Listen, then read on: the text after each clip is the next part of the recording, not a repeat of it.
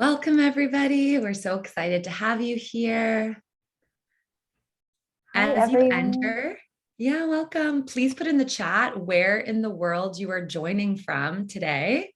So I'm going to go ahead and enable the chat. And then I am actually joining from the West Coast of Canada, Squamish, BC, Canada. So I'm going to put that in the chat. Miami, Florida, but not for long. Oh, wait, I got to go to chat with everyone. Yeah. Oh, Albania, California. What time is it in Albania? Nighttime, probably. Hey, Charlotte. Awesome. We've got a poll here too.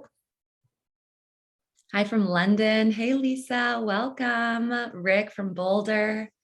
Costa Rica. I love Costa Rica. I'll be there in January. Welcome, welcome. We also have a poll going. Let us know, where are you in your podcasting journey? There's no right or wrong answer. We just want to know what type of mix we have today.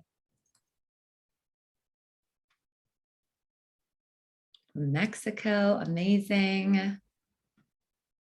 Said hola. 6 p.m. in Albania. Deanna, did you listen to my podcast this week about Albania? Plugging on your podcast already. Yeah, I did an interview with one of my Patreon patrons who moved from Canada to Albania. Oh, wow. So Albania has been on my mind a lot. Okay. Yeah. Ooh, Liverpool, UK. Welcome, How's the everyone. weather over there? Great. She had listened to it. There you go. All right, everyone, we're going to get started in just one more minute. As you're joining, put in the chat where in the world you're joining from, and then we have a poll going. We want to know where you're at in your podcasting journey. No right or wrong answer. Looks like most of you have an idea for a podcast, but haven't started working on it. A couple of you already have your podcast available for listening, which is amazing.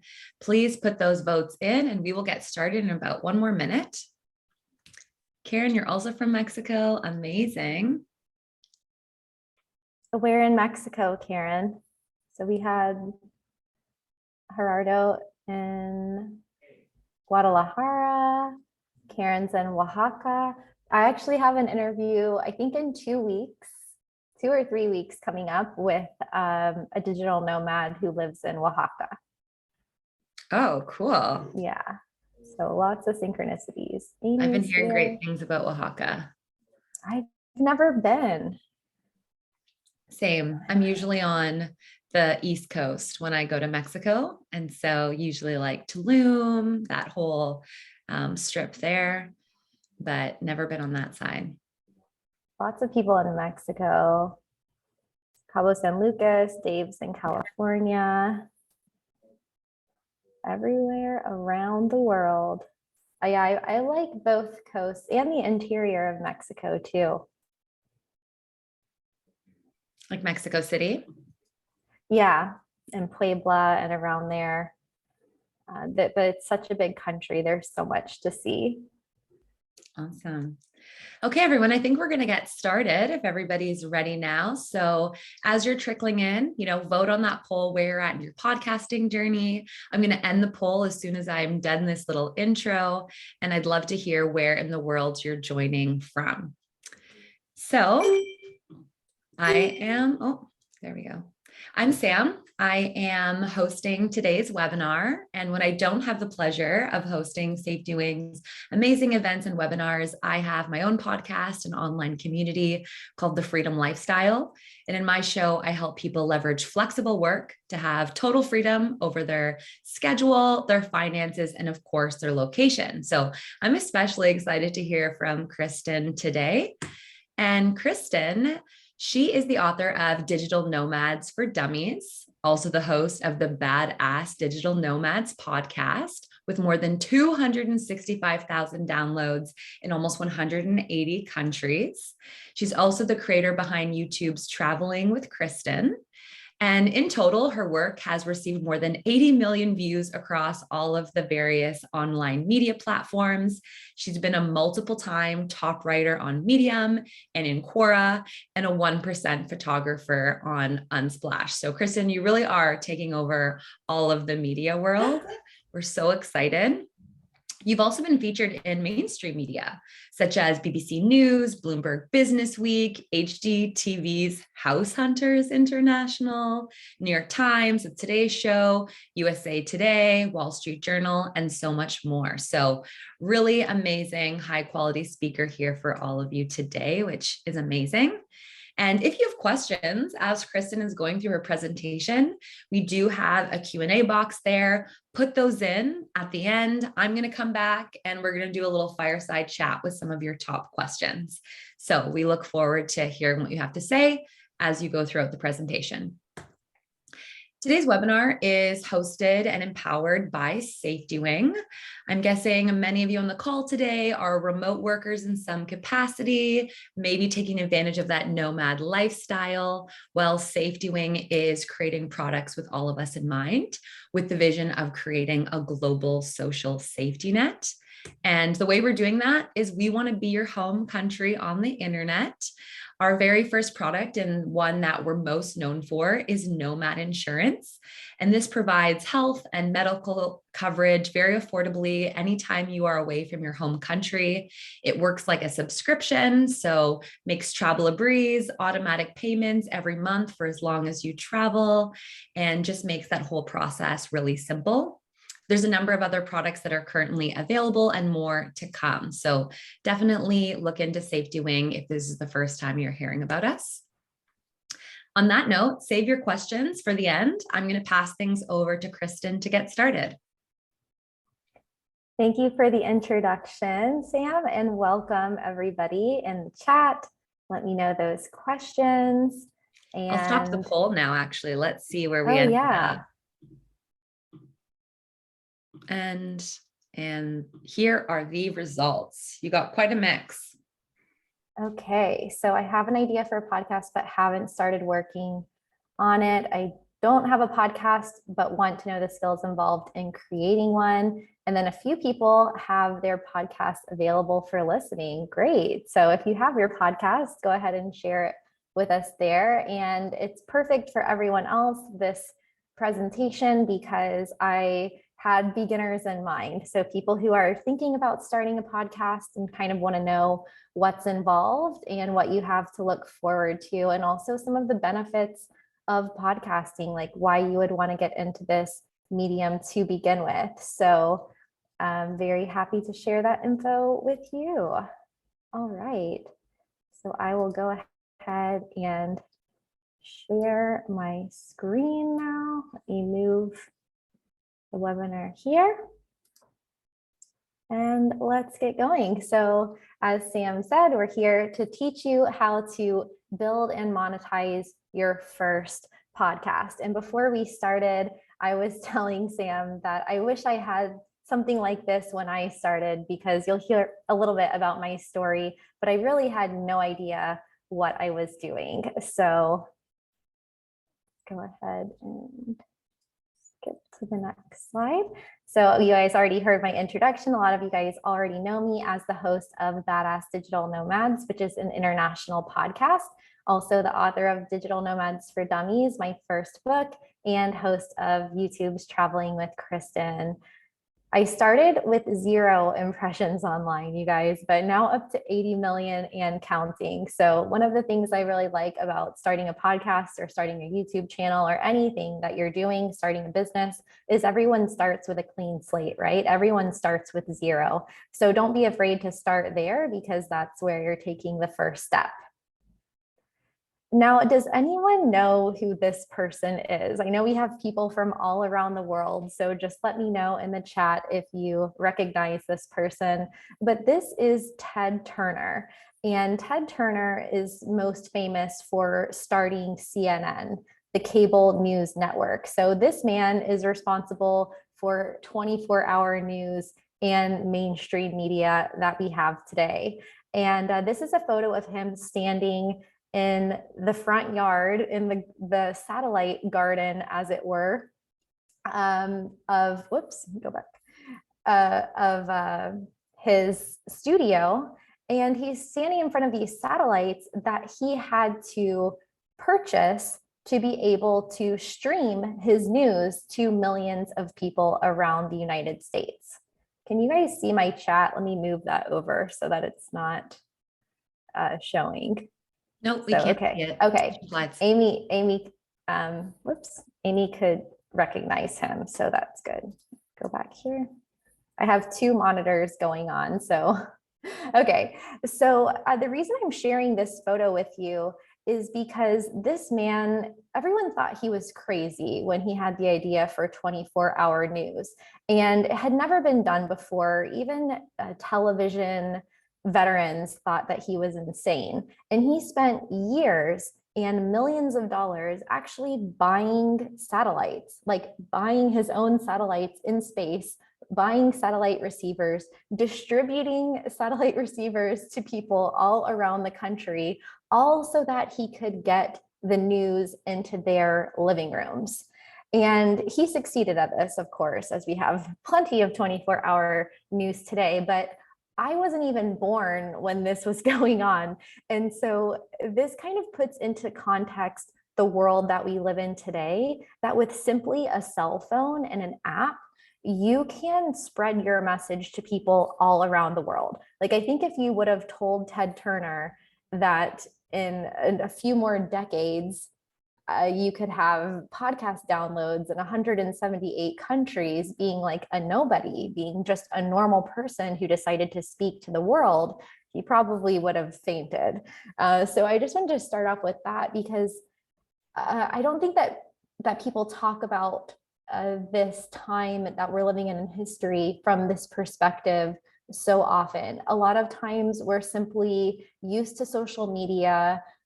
We take things for granted because that's just the way things are. We have the internet, we have all of this technology, but it wasn't that long ago that it took a massive investment, hundreds of people and years to be able to get your message to people who are not physically in the same place as you. So let's start with that, because my first question for you is, why start a podcast? And so the first reason I think that it's valuable to start a podcast is because you can. For free, you can get started with starting a podcast, and you can talk about whatever it is that's important to you and whatever it is that you want to share with the world. And we'll kind of get into more about how you figure out the concept for your podcast, the topics for your podcast. But because you can is probably the best reason, because you're interested in it. And you can, like, if you're here today that this idea of starting a podcast resonates with you, then that is reason enough. And it's also a way for you to build your brand and build your business. So whether you're a content creator or not, whether you're a freelancer, whether you are teaching people how to cook, or you are a personal trainer, or you're talking about health and wellness, or any topic under the sun, which actually in our cheat sheet that you'll be getting as like a summary of this presentation, I have there a link to the Apple Podcast categories, where you can just browse those categories and you can see that every topic there is covered. So whatever it is that you're interested in, you want to talk about, there's room for you on the internet. Apologies for any noise that comes through as there's construction outside. Another good reason to start a podcast is to connect with people. I mean, the people who are here today, I think I saw one of my patrons, Dave, is here, who I've actually met in person at one of my meetups in California. But there are people from all over the world, hundreds of thousands of people who listen to my podcast who I've never met in person, but we still have a connection. And I think that is really amazing as well. And it's also a way for you to create content in other ways. Let's say that you have a blog and a podcast, or you're writing a book and you have a podcast, or you have social media and you want to share things on social media. Having a podcast can give you ideas for what you can share in other places and vice versa. So you can always get inspiration from something and then share it in your podcast. And talking about these topics in a podcast is a good way for you to flesh out ideas and really get organized about the topics that you are sharing about, so that you can provide more value to people in other online forums. It's also a good way to drive traffic to your website. As I mentioned, growing your business. When you are talking to people who would never have found you if it weren't for your podcast, they are also getting to know what it is that you can do for them, how you can solve their problems. And we'll talk a little bit about monetization at the end. It's also a great way to improve your SEO. I've had podcast pages from my website ranking at the top of Google, to the point to where other companies contact me to ask to add their links to my website. And all of this just takes time. But the more you're talking about topics in your area of expertise, the better your website is going to do online and the more traffic you're going to get. And it's also a way to increase your authority about whatever your area of expertise is. I had a lot of expertise in travel and living abroad and remote work, but nobody knew about that except for my clients, because I wasn't sharing about it online. But when you broadcast what you know about the world to the world, the people who want that information can get it from you. And then in turn, they recognize that you have that expertise. And this increases your authority with your community, with possible sponsorships and brands, people to collaborate with. And it's definitely a good thing. And also low startup costs. As I mentioned, you can get started with podcasting for free. We'll talk about some podcast hosting sites later. You don't have to go buy a yard full of satellites like our friend Ted Turner did there. You could start with just a pair of headphones like this and your cell phone and an app. So it's pretty shocking. You can also make money with a podcast. And notice that this is in alphabetical order, but make money is kind of lower down there because it's something that comes as a side effect of having a podcast. It's not like you start your podcast and you start making money the first day, but it's a way to do a lot of things all at the same time.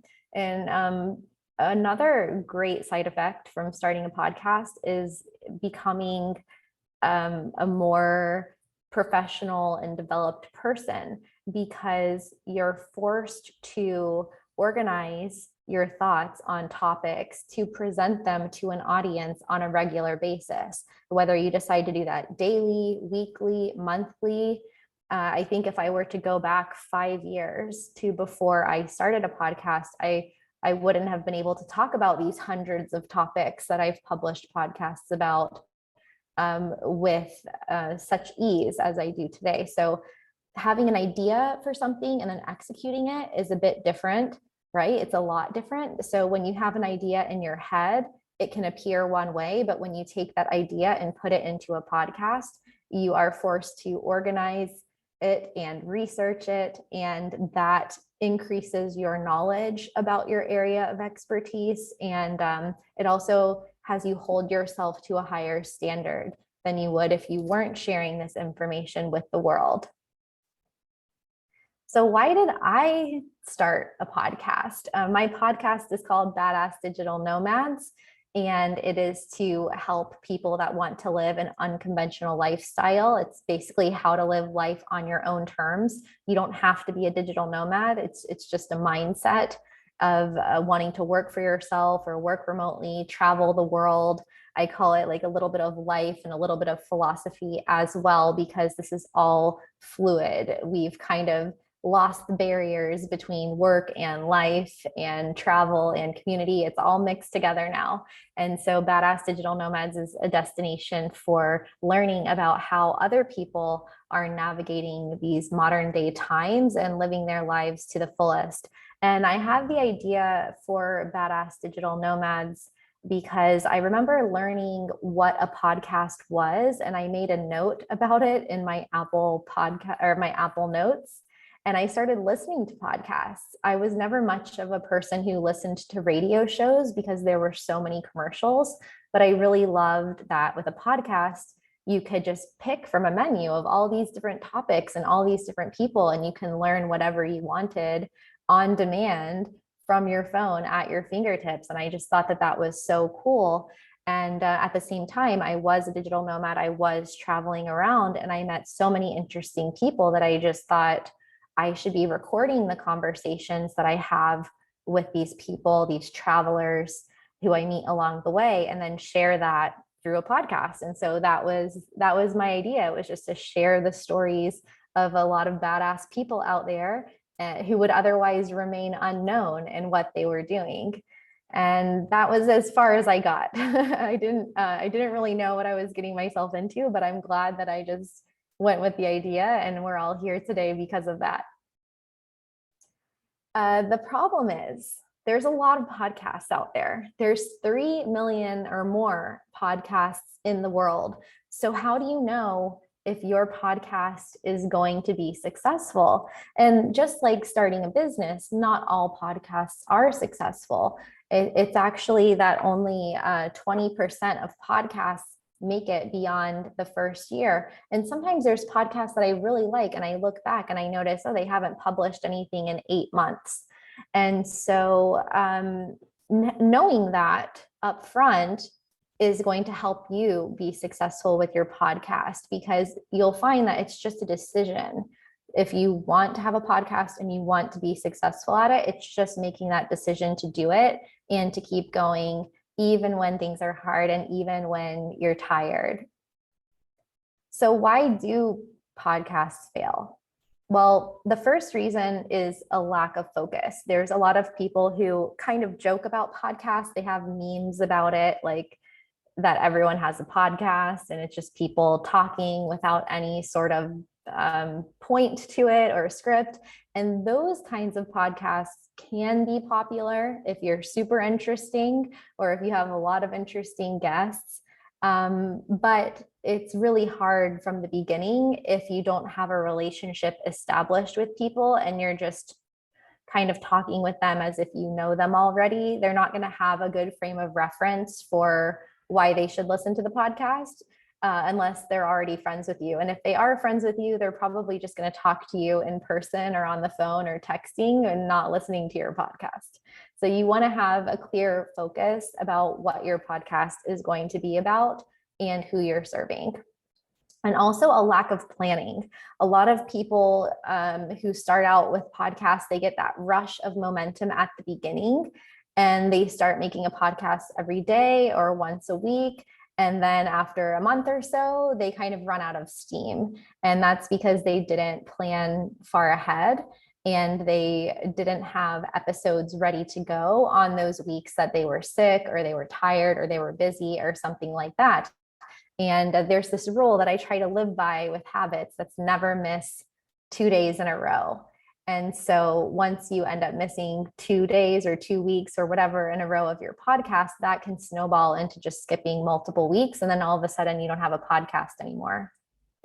Another thing is poor sound quality. So this is something that I had to learn the hard way. My first interview was with my friend, Tom Kugler, who's a writer on Medium.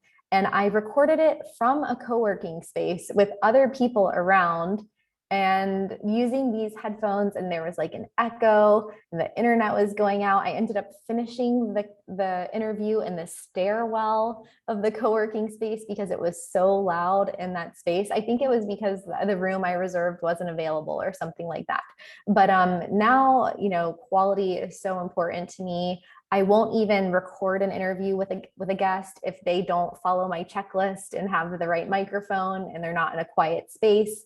And that's because I respect so much the listeners of my podcast. And so I don't want to put anything out that's poor quality, but a lot of people that are new to it, they don't necessarily know. And so they put out stuff that's too hard to listen to. And so people just click away. And then that, of course, inconsistency is another one that I mentioned. When you skip weeks or you're not really sure how often you're going to publish, and then you just stop for a few months and then start again, then people lose trust and they might unsubscribe or stop listening. And then the other thing is like not getting your podcast to the right people. If you only publish on Spotify or you only publish on Apple Podcasts, then not enough people will hear your podcast. So I'll give you guys some tips on places that you can distribute later in this presentation. And then, finally quitting. So a lot of podcasts fail because people just stop doing them. And I think that's probably the biggest reason. So why do you guys want to start a podcast? Let me know in the chat, just why start a podcast? We're watching here. So as I keep going, well, we'll just give you a few seconds to just answer openly. So it's not like a multiple choice question, but just why from like your intuition and your brain, like what is your motivation for starting a podcast? And if you don't want to share it, just write it down, because if you don't know why you want to start, then it's not time yet to start. You got to know your why first. So Gerardo wants to start a podcast as a complement to his blog. Everyone else can write in. Karen, why did you start your podcast? Serena wants to educate women about how they take charge of their gut health and also expand her brand. Guido wants to add to his YouTube content. Lisa wants to add to her blog and her brand as well. So these are all great reasons. A big part of podcasting and distribution is the written content of the show notes page and also the transcript. So if you have a blog, a podcast is perfect for that. Gerald wants to show how unconventional families can work. Charlotte wants to share conversations with unrepresented people and encourage others to chase their dreams and bring more traffic to her blog. So perfect. That was one of the reasons I put there. And Nick wants to also build some credibility as a coach and a guide and share his knowledge and passions. So perfect, guys. And if you don't do it, then who will? You know, so one of the things that motivated me to start a YouTube channel was I thought, okay, well, I've made it this far in life. I have this many friends, that at least there's other possible friends out there on the internet. So if I share my personality and I share who I am and what I know online, I'm sure I'll make other friends on the internet. And to me, that's kind of how podcasting is as well. And if you don't do it, then there's a hole in the universe where you could have been. So definitely follow that dream to start a podcast. And I'm going to show you today how you can do that. So here is just, you can pick which one is most important to you, and it might be a combination of things. So what is your goal for a podcast? A lot of you guys already answered this question in the chat: building an audience, establishing credibility, growing awareness about your mission, your passions, your vision, your products, your services, having fun, getting more traffic to your blog, growing your brand. These are all valid, legitimate goals. So Sonia also says that she started her podcast to share her knowledge with her target customers. So perfect. Your first step is checked off. And then the next thing to consider is what kind of podcast format would be best for you. Is it just a solo podcast, like a solo cast? Is it an interview style podcast? Is it a seasonal podcast? Or are you going to do micro episodes of like 2 to 5 minutes? I think there's even like 30-second podcasts or 1-minute podcasts, or some combination of all of these things. And I think that Sam has another poll for everyone to fill out and select what would be the ideal length of your podcast. Would it be under 15 minutes? A micro podcast? Would it be 30 minutes or less? Would it be an hour? Or would it be one of those long form, like 2 or 3 hour Joe Rogan style podcasts? So go ahead and answer in that poll. And for me, I do a combination.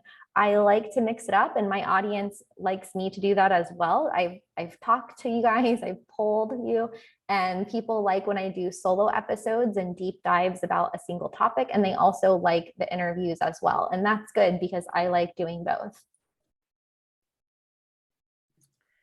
Give it one more minute, cast your votes.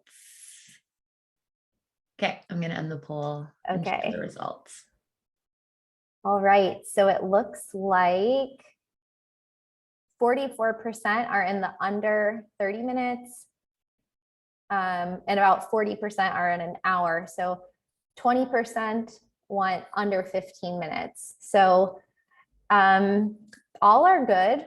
We don't have any Joe Rogans in here. I would say getting started, it's easier to start with shorter episodes. But actually, I think my first one was about an hour-long interview. It just takes a little bit more of editing for those, but anything works. The most important question is, are you committed to starting the podcast? For me, it was just making that decision. I am going to start a podcast and I'm going to do it. And I'm not going to quit for like at least 10 years. And I think I'm 3 years in, almost 4 years in. I think it'll be 4 years in May. Time flies when you're having fun. So let me know in the chat if there's anything holding you back. For a lot of people, it's a fear of public speaking. It's a fear of putting yourself out there. It's a fear of failure. I actually talked with, there's one guest that I had on my podcast twice, and he is dyslexic, and he was diagnosed with that in childhood. And I was in speech classes. So I went to speech classes my whole childhood until like 5th grade or 6th grade. So we were talking about how we overcame these fears of dyslexia, of having speech impediment, to be able to be podcasters, both with like 200 plus episodes. And so there's always some reason, like there's always something holding you back. Like maybe you think it'll be too expensive, or you won't have enough time, or you don't have things that people want to know about. Dave says it's a lack of technical knowledge, like knowing what kind of software to use. The only important thing is to know what are those blocks holding you back so that you can get some help with those. So if it's a lack of tech knowledge, it could be using a platform or an editing tool where it actually creates the transcript for you. So it's like plug and play. You just upload it, or it uploads it and distributes it for you. And I'll talk to you guys about some different hosting platforms, or even hiring somebody as a podcast assistant or a podcast editor. So you don't have to learn how to edit your own podcast. You can have someone else do it for you. So everyone has some things holding them back. So it's just figuring out what that is, identifying it, like shining the spotlight on it, and then knowing like, okay, this is a challenge I need to work out. How can I do that? Speaking of technical stuff, oh wait, Nick has a good one. Feeling like a topic has already been discussed. That is such a good one, because everything has already been done in a way. Like even books that come out every year are talking about concepts that have been talked about for 2,000 years. So that feeling of like, it's too late. I had that feeling in like 2010 when I was going to start a YouTube channel, and I'm like, oh, well, it's already been like years since YouTube started. It's too late for me. And then I waited another like 10 years to do it. So the perfect time is now. And there's that saying about, you know, the best time to plant a tree was 10 years ago. The second best time is today. So whatever the topic is that you're talking about, you're the only you. And you're the only one who's going to talk about it in that way. Like there's plenty of podcasts about travel. There's plenty of podcasts made by digital nomads, but we all have a different approach to it. And we all have a different audience. And some of us have crossover of audience, but like Mr. Beast, the YouTuber, says, like there's infinite views available. There's infinite downloads available. And someone subscribing to 350 YouTube channels does not infringe on your ability to get views. And someone subscribing to Tim Ferriss's podcast and listening to that one doesn't mean that they can't like yours too. or mine too. So as Dave was saying, tools and equipment that you need, keep it really simple. Like when I first started, I didn't even have a microphone. I just had my Apple headphones. So you need some sort of recording device. So it could be a microphone or headphones. You could record into your computer. You could record into an app. You could record on Zoom. Well, I'll give you a few options there. And then also at the end, you'll get this cheat sheet with everything that we talked about today with links to all of the different equipment, including my Amazon store that I'll show you in a minute. You also need some kind of a hosting platform. So the host of the podcast, like the hosting platform, this is where your podcast will be distributed to like Spotify and Apple Podcasts and things like that. I use Libsyn, Libsyn, but there's a lot of different ones that I'll show you in a minute. You also need some sort of podcast art. You need your little square podcast cover. And that's something that you can have someone design for you. I didn't design mine. Actually, my podcast editor made it. I probably need to update it actually, but you can hire someone for $20, $50, something like that on a freelancing website like Fiverr or Upwork or 99 Designs or anything like that. And you could also make your own in Canva or Photoshop if you're good at design, which I am not. So don't let that hold you back. And you also need some sort of recording software. You can use like whatever came on your computer or your phone. Like you could literally use your voice memo as your recording software. You could use a Zoom meetings as your recording software and just record it to the cloud or record it to your computer. Or there's actual like podcast software. There's like audio software like Adobe Audition and Audacity. And that will be in that cheat sheet for you guys too. Don't get hung up on picking like the best microphone or the best hosting platform or the best recording software or whatever, because just start with what you have. Like you probably already have everything you need, except maybe the art and the hosting, which you can get in just a day or so. And then also having a website, whether you put your podcast on your website and just have your website /podcast. That's good for building your SEO on your website, or you can start a separate website just for your podcast. So I started it with just my regular website. And then after like a year or so of having a podcast, I thought, okay, I'm definitely doing this. I'm committed to it. So let's get an actual website for it. And fortunately, I have a tool for you that is amazing that another podcaster told me about that will actually create your podcast website for you. And I thought, here it is, Pod Page. So here you'll see the dashboard, the back end of my podcast website. So my website looks, well, this is just a screenshot of the top of it. Looks like this, but every time you upload an episode of your podcast, Pod Page will import that information and design it for you in the way that you want your website designed. So all you have to do is go over, if you look at the left side of the screen, you've got all these tabs over here. And this is basically a website, a web designer built for podcasters. And it's super user-friendly. You can just like update the colors. You can update the layout of the homepage. It'll show you what it's going to look like. And even though I still publish the content on my website, I have to pay someone to do that. And this just does it automatically. So every week when my podcast comes out, I get an email saying we have updated your website, and boom, there's like a whole new page on the website with that podcast and show notes. There's also places to put a transcript. You can put sponsors, anything you want. So it's really cool. And that will be in your cheat sheet as well. And then voila. And if you see at the bottom here, these are all of the places that you can listen to my podcast. So of course it starts with like Apple Music and Spotify, but then there's a ton of other places. And the more places you have your podcast, the more people can listen to it. So I'll get into that in just a minute.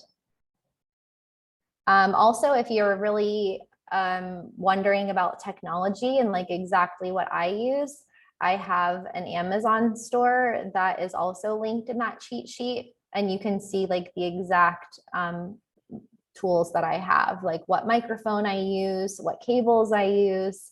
Like you can get your XLR cables from your microphone for $10. But again, started with this, later bought something else. And one thing I do want to point out though is this the little fluffy windscreen, which is the it's called a dead cat. This prevents like it's kind of like a pop filter, like it prevents air from making a noise against the microphone. So I always use that because it just makes it sound better.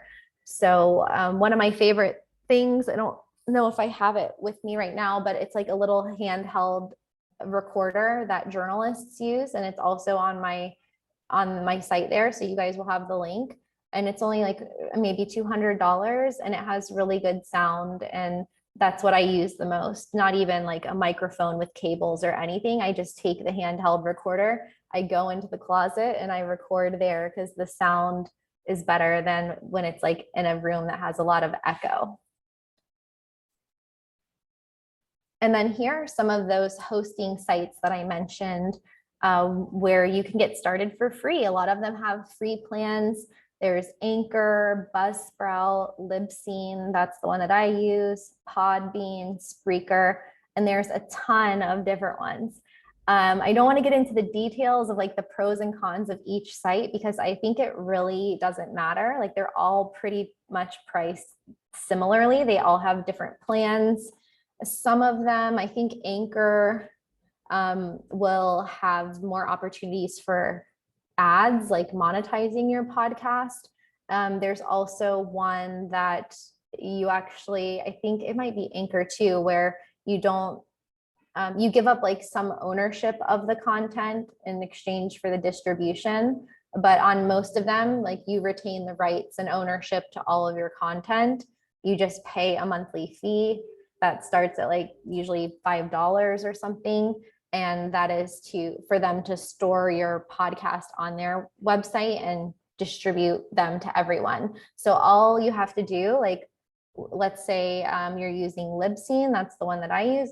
They all work the same way. You just upload your podcast and the title and the information to the hosting site, and they will distribute it out everywhere. So anywhere that you have signed up with to have your podcast distributed there, it'll go out automatically. So you don't have to upload it to 20 places every time that you publish your podcast. And then what to talk about. So I think Nick said this, Deanna mentioned this, like, don't want to be another blowhorn. I feel like that topic has already been discussed. Like, how the heck do you come up with topics? And the way that I started was talking to two people that were interesting to me and talking about topics that I was interested in because I didn't have an audience. But if you have an idea in mind for your podcast, then you can imagine who your audience might be. So creating a customer profile, like how old is, what gender is your audience, or is it a mixture? How old do you think your audience is? Which country do you think they're from? What do they care about? Creating like a customer profile or a listener profile, and then updating that as you start to get the demographic information from your hosting sites. That can help you get to know your listeners better, and also talking to them directly. Like, I actually have my listeners as podcast guests. And so I know them, I know what they care about, I know what they're struggling with. And Dave is one of my longtime Patreon patrons. We had breakfast in California with like a meetup, we met in person. And so just getting to know your listeners, even if you start with just one listener and finding out what they're interested in, is a good way to come up with topics. Also, like, what do they want to know about? Like, why would they listen to your podcast? That's a good idea. Like, what are they trying to get out of listening to your podcast? Is it information? Is it inspiration? Is it entertainment? You don't have to have all the answers at first. Just try to ask yourself, like, put yourself in their shoes. Why would they listen to your podcast? What would they want to know about it? Maybe it would, if it's sports, for example, you know, if you're commenting on basketball, then like people who are really into basketball would be listening to your podcast, and maybe they would care about a certain player or a player trading teams or some controversy in the game. Like, just try to think from that perspective of the listener. And what kind of problems do your listeners have? Maybe they're trying to lose weight and you have a fitness podcast. So you want to talk about what you eat or how you lost 5 pounds in 1 month, or anything that they want to do themselves, that you can be a role model for them. Also thinking of SEO friendly topics. Like if you get really stuck and you can't think of anything, there's websites that can give you ideas. So you can put in like a keyword extension on your Chrome browser, see what people are Googling. Even if you just type into YouTube or Google, typing in a question or typing in a topic or a keyword, it will actually auto-fill in suggestions for other things that people are talking about. There's also Answer the Public, answerthepublic.com, where you can type in a topic and it will show you like a map of other things that people are asking questions about. There's Google Alerts. There's, of course, like Google Analytics and Google Trends, where you can see what people are searching on the internet around different topics or even locations. And I recommend saving really good ideas to your notes app. You will never have writer's block if you just save every idea to a notes app or a folder on your computer. I have, I think, 400 YouTube video ideas in my notes app. I'll probably never make them all. And I have like 250 podcast ideas. But anytime I get an idea for a podcast, like if you are listening to other podcasts, if you're reading articles online, if you're watching YouTube videos, like anywhere you get inspiration, even if it's about a different topic, if it's something that reminds you like, hey, I could apply that strategy or that approach to this topic to a different topic, then put that in your notes app. And that way, when you sit down to create your podcast, you're going to have like this list and you can just pick the top 10% of the best ideas on your list. And then Quora is another place too to get inspiration. If you just type in something like travel into Quora, you're going to get a lot of questions about travel. So the more specific your podcast is, and the more specific the episodes are, then like the more you can go down this rabbit hole. Nick also says, go out and live life, try new things, take some risks. Yeah, unless you have a podcast that's talking about Game of Thrones or like a Netflix show or something like that, the more you get out there and have things happen to you in life, the more you end up having to talk about, and also talking to your listeners. So like I said at the beginning, you might have 0 listeners, but as soon as you get your first download or in your first podcast episode, put like a little Google form there, put your email address, put a contact form for your website. Try to talk to the first 2 people that download your podcast and get on the phone with them and like find out what they want to know about and how you can help them, because the next 200,000 people that download your podcast might be just like them. Another place where people get hung up is on what to call the podcast, like what title to put for your podcast episodes. And I see these like Tim Ferriss and people with these really long headlines. It's like such and such a person talking about these 5 different things. And that's fine if you're already a celebrity. But if no one knows you or no one knows your podcast or no one knows your guests, then putting your guest's name in the title and putting all the things you talked about in the conversation in the title is not going to be very compelling, because no one's going to recognize that person's name, or they might not care about all of the things in the title. So those things in the title might be very disjointed. Like you might be, talking about, it could be like Joe Brown talking about how he lost 5 pounds and trekked the Himalayas and increased his SEO by 50%. Like that's so random. That's how conversations go. They're random, but there's better ways of doing it. And so what I like to do, what I learned from one of my friends who's also a writer on Medium, his name is Io, is he writes 10 titles per day. So let's say you are planning one podcast in a week and you write down 10 possible titles for this podcast topic 5 days in a row. All of a sudden you have 50 possible titles for one podcast topic. You're going to have a much better title for your podcast compared to if you just record a podcast and then try to like reverse engineer the title after, like, what did we talk about? And then make that your title. So try writing 10 titles per day, and like maybe 99 of them aren't good titles, but one of them is really good. You can also ask your guests to help.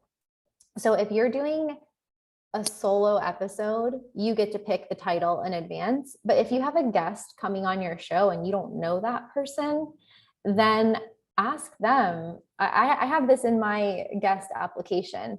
What would the title of your podcast be? And you have to put like 3 different titles, because I don't want people just coming on the podcast to like talk about nothing. They have to also be very clear on what is the value that they're going to provide to my audience, because otherwise they can't come on the podcast. Like they have to have something to offer. And if so, I want to know what it is before I allow them to come on, before I spend hours of my time researching them, interviewing them, editing and distributing their message to my audience. So you want to ask your guests, like, what would they call a podcast that they were on? What would they talk about? What would the big takeaway be? Kind of delegate the work to them. And then you can take the titles that you have and you can plug it into one of these headline analyzers like CoSchedule Headline Studio or Share Through Headline Analyzer. And these are kind of hit and miss, but this can give you a headline score. So you can see if it's like SEO optimized or something like that. So if you put it in, it gets like a 30 out of 100, you're like, okay, maybe I can get to a 50 or maybe a 60. Or if you put it in and it's a 60, like maybe you can get to a 65 or 70, and you can kind of like reword things. And this is basically like judging a book by its cover. If you're subscribed to a lot of podcasts and you open your podcast app and you see a lot of like really long and convoluted headlines that you don't recognize, you're not going to click on those. But if you see something compelling that you're like, oh, I want to do that, then, or I want to know that, then you're going to click on it. And so simple is best when it comes to writing headlines. And then another thing that you might be thinking of, especially if you're having a 1-hour podcast or a 30-minute podcast, is finding guests for your show. And this can be easier said than done, but there's plenty of places to look. I like starting with my personal network. So the first guests that I reached out to were people who I actually knew as friends, and they kind of came on as a favor to me.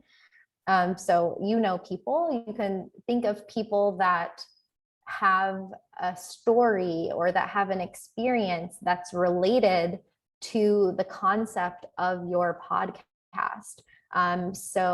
Let's say going to back to like a health and wellness sort of podcast, or let's say it's about therapy or something like that.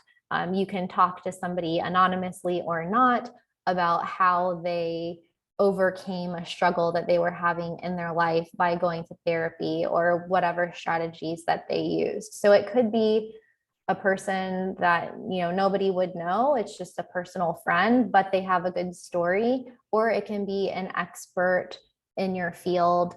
So having the psychologist come on, or the specialist, and come on and talk about that thing that you might not even necessarily have expertise in, or you might not be licensed in. Like when I talk about taxes and finances, I'm not an accountant, I'm not a financial advisor, so I bring on expat accountants to talk about their topics and their areas of expertise on my show.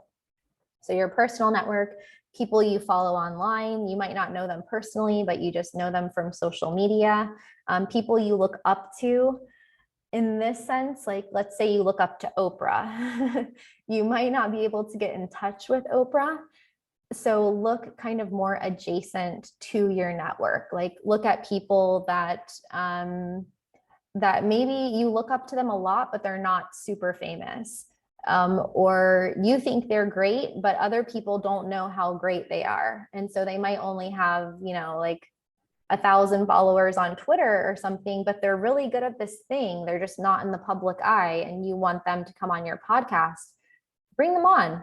You know, life is a funnel.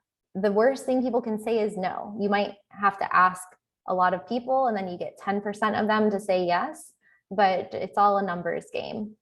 Media and Google Alerts is also a great place to find guests for your show. I actually keep a spreadsheet and another folder full of like press clippings and things of people that I think would be good podcast guests, that maybe I saw them in a video or in an article and they don't know who I am, but I just collect all of those. So I have always ideas for podcasts, lots of titles for podcasts, and lots of potential guests that I see out there. And sometimes it's not the right time to reach out to them yet, but at least you will have this like list of people when it comes to record interviews, you can reach out to them. And also making like a wish list. Like there's people like big authors that I want on my podcast, but I don't feel like my podcast is big enough yet to approach them to come on the show. So I'm just going to wait. And then I also use Calendly to book guests. It's really time consuming to book guests through email because you're like going back and forth like, hey, when is good for you? How about next week? And then it's like this back and forth, and everybody knows what that's like with booking appointments. So use an appointment scheduler and take advantage of the automations within that appointment scheduler to book your guests. Like create availability in your calendar and then send that link to the guests and let them book in the times that work for you. And with websites like with Podpage, you can actually have a guest release form. So what I do is I send people to my guest application and they fill it out. They fill out their guest profile. And then when they sign the waiver to actually like allow me to publish their voice on my podcast, then it takes them to the Calendly page where they can book their interview, and they can put in information about what they're going to talk about on the interview and things like that. And as I mentioned, just save everything, because you might, you know, reach out to someone that you saved their name 2 years ago, and now you want them on the podcast. You don't have to just like sit down and think who should come on my show. You have this whole list or spreadsheet of people that you can reach out to at once. And I like to also think when approaching guests, what's in it for them? Like when you're asking people to, when you're inviting people onto your podcast, don't think about it from like you just want them on your podcast. What's in it for them? Like, why should they come on your podcast, especially if it's small and you're just starting out? Like, why would they take the time to come on your podcast? And so try to, you know, if it's someone that you don't know, just be a normal person. Just be like, hey, Jane, I've been following you on Twitter for a long time. I really love your books. Like, compliment them. They're human beings. Introduce yourself. Say like, I have this podcast. It's about this. It's part of your area of expertise. I think that, you know, coming on the show, we could share it with our email list. We can give you a backlink to your website.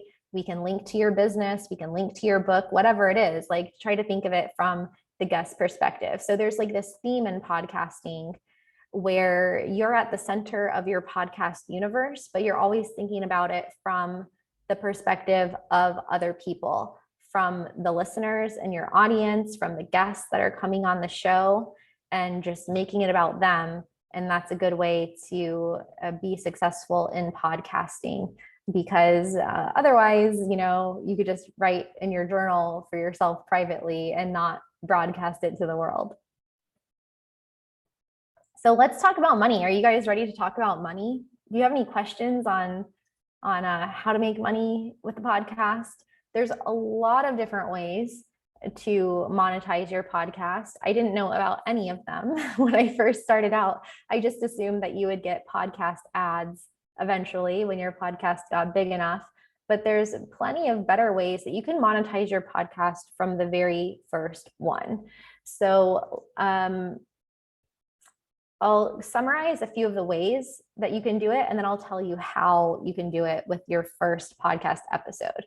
So direct to listeners would just be you selling something to the people that are listening to your podcast.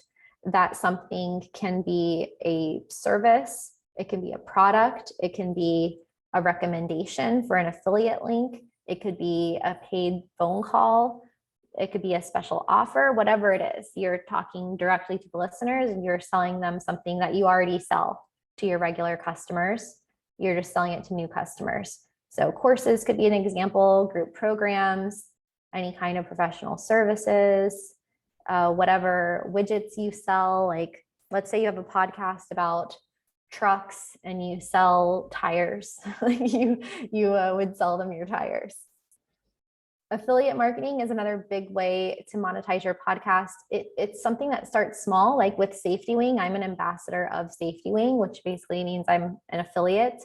And I've made thousands of dollars from recommending SafetyWing insurance because it's really affordable. It's really easy to use. I use it myself. And so it's a win-win. Like, I think it's a good product. I think it's a good company. I think it would help my listeners who are traveling and they need insurance. So boom, there you go. So affiliate marketing is good. Just picking like a few affiliates or a few companies to be a partner of, because otherwise you could have like 100 affiliate relationships and like make $1 from each of them. So try to pick a few that you really like to start out with. Eventually, ads and sponsorships can be a thing, but depending on how fast your podcast grows, it could be a year or multiple years until you have a big enough audience to be able to make money from that. And some of the podcast hosting sites can match you with advertisers, but I don't know how much they pay. Like, it could be $20 or $50, and that could cover some of your production costs, but like, it's very hard to live off that. Donations is another way. There's a Patreon, there's a paypal.me where people can just contribute to your podcast. There's Buy Me a Coffee. Dave's bought me quite a few coffees through there. And there's a lot of different ways that you can have your listeners help support the podcast. And that's also not something that is really going to like pay your rent at first, but it can offset the cost of putting the podcast out there.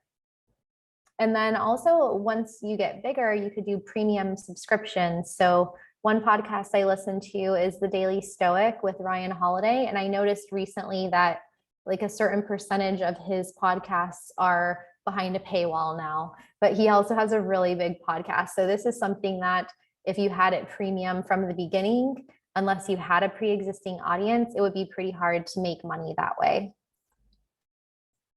You can also sell merchandise. There's a new podcast well, it's not new, it's a big podcast I just heard about through a friend called Full Send Podcast. They had like Elon Musk on as a guest, and they make a lot of their money from selling products. So they sell hard seltzers, they sell t-shirts, they sell things like that. So that's another way you can monetize, or using a combination of strategies. And that's what I do. I have affiliate links in certain episodes. I have ads and sponsorships. I have donations. I don't do subscriptions yet, but I would say like the majority is just selling my consulting services to podcast listeners, because I talk about moving abroad and living abroad, and I have a relocation company. So there's people that listen to the podcast that want help with moving to another country, and it makes the most sense for them to hire me because they already know me through the podcast. I've already given them a ton of free value. And so you could do the same regardless of what your business model is. So to go back to like how you would do this on the very first episode, what I wish that I would have done is just choose one. Like, make a commitment that for every single podcast that you publish, you will monetize it in some way. Because there's a lot of people that just put out a podcast for free and pay for it out of their pocket for many years. And then they think about monetization later. I think it's better to think about it upfront. So from your very first podcast episode, what would your ad be on that podcast? So put a pre-roll ad or a mid-roll ad, like actually record an ad for something that you want to sell on your podcast and put it on the first episode. And if you don't have anything to sell and you're just starting out, and either way you should do this, is put a link to a form or to a contact form or to your email and try to talk with your listeners one-on-one. Even like, let's say the first 10 or 20 people to ever download your podcast, you're going to see the downloads. You don't know who those people are. So say in the podcast, like, this is a new podcast. If you're new here, please email me at blah, blah, blah, give them a call to action, or please fill out the form in the show notes because I want to hear from you. You will get a ton of responses. I send out surveys all the time because I want to know who my listeners are and what they care about. And I talk to them on the phone. And I'll even give like free 15-minute phone calls to people just to like get to know them and see what, see who they are and see what they want help with.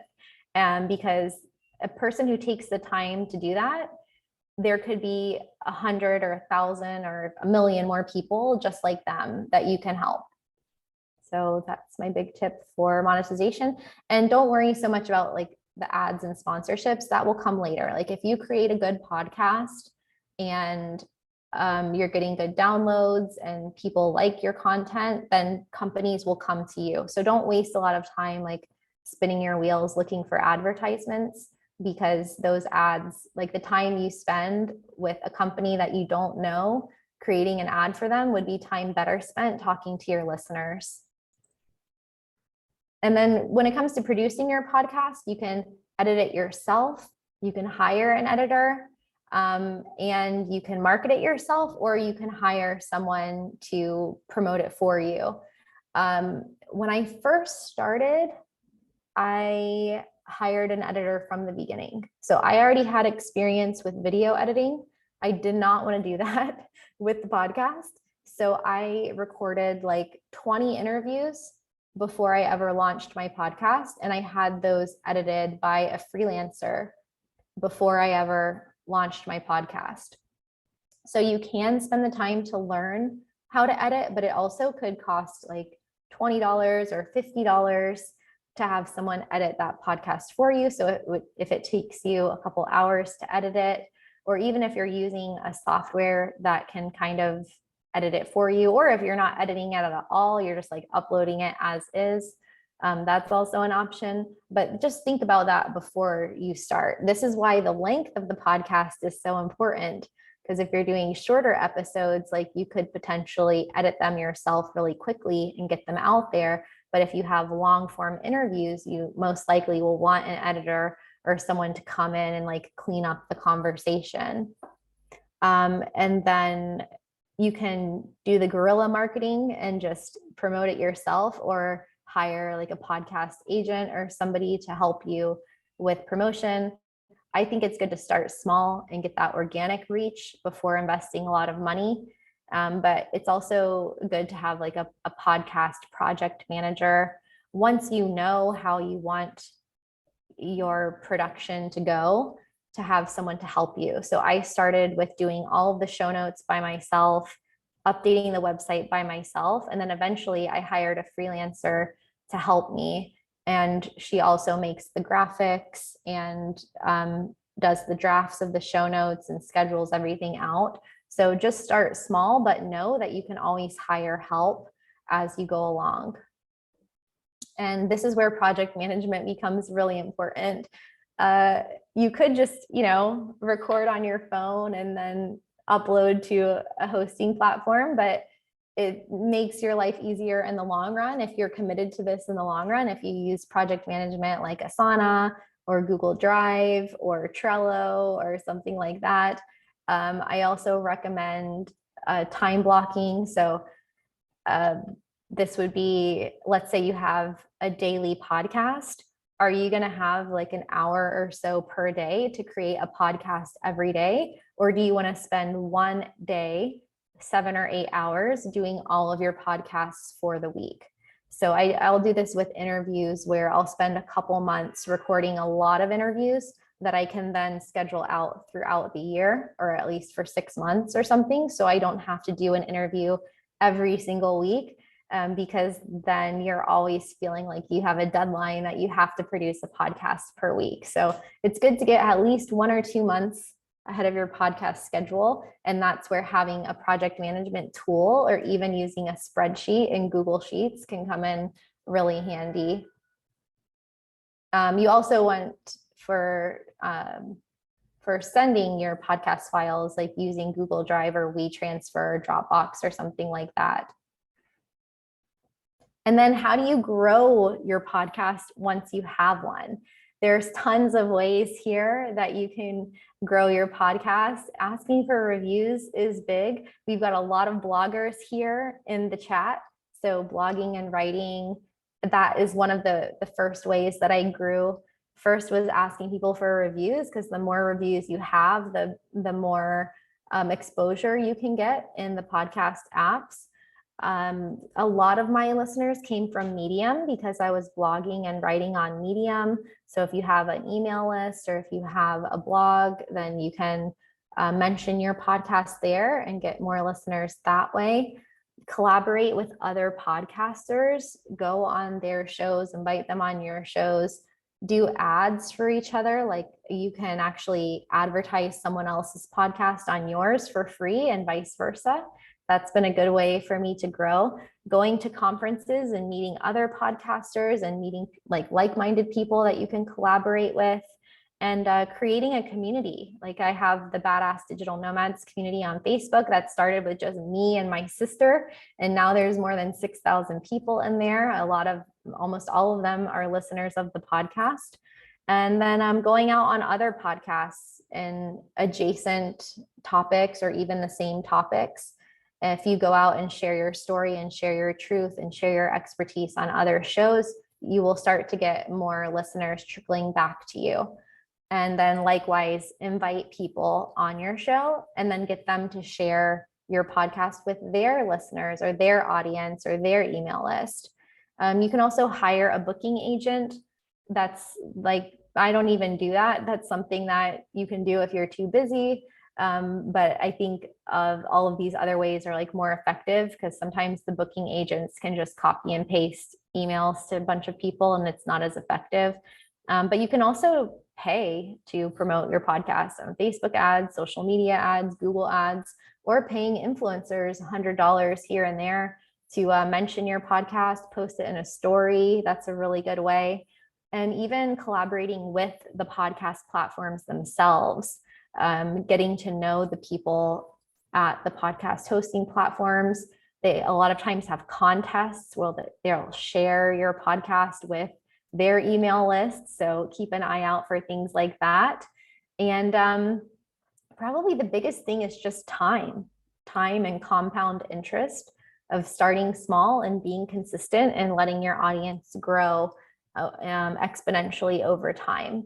And then, of course, social media and YouTube, things like that are good ways to get the word out. And you don't have to do all of these at once, but let's say you ask for 1 review per day, or you like dedicated a month to like, okay, this month I'm just going to try to do collaborations, or this month I'm going to batch blog posts that are going to mention my podcast. Like kind of make it fun.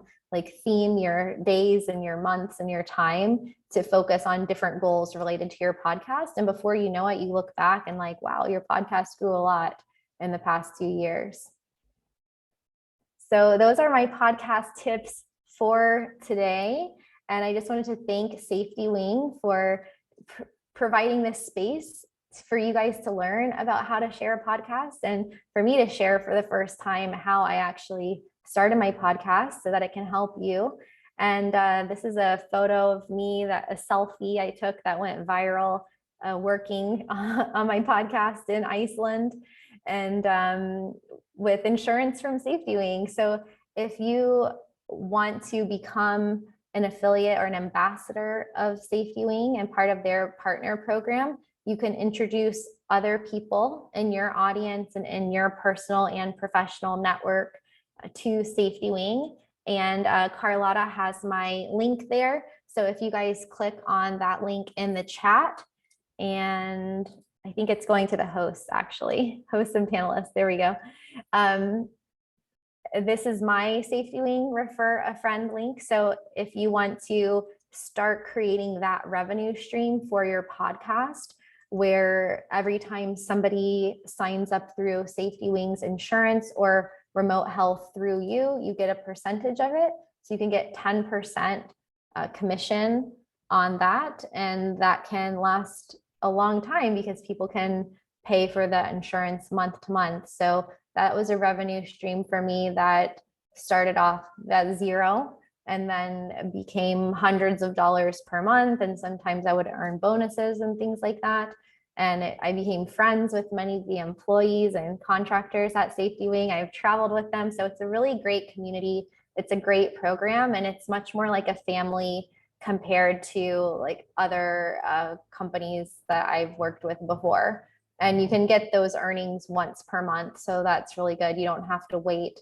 Like there's some companies that I get paid once per quarter or once per year, and then you have to wait all year to get your commission. So I think if you sign up with my link, and you'll also get the opportunity to earn a bonus. So maybe Sam or Carlotta can talk about that, or there should be details on that website. And then how you can earn more bonuses if you refer friends as well. So that wraps up the podcast masterclass for today. So we're going to open it up to a Q&A, and maybe Sam has some questions that have come in during this time. Yes, thank you so much, Kristin. That was so much good information and so much detail that I feel like people barely had any questions because they were like, she answered that. But, we probably have time for a couple of questions. So if anyone wants to put anything in the chat, I think something that came up a few times that definitely I get asked a lot about is, video and using video for your podcast. Do you want to comment on video as well as, what social media channels do you find are the best for promoting podcasts?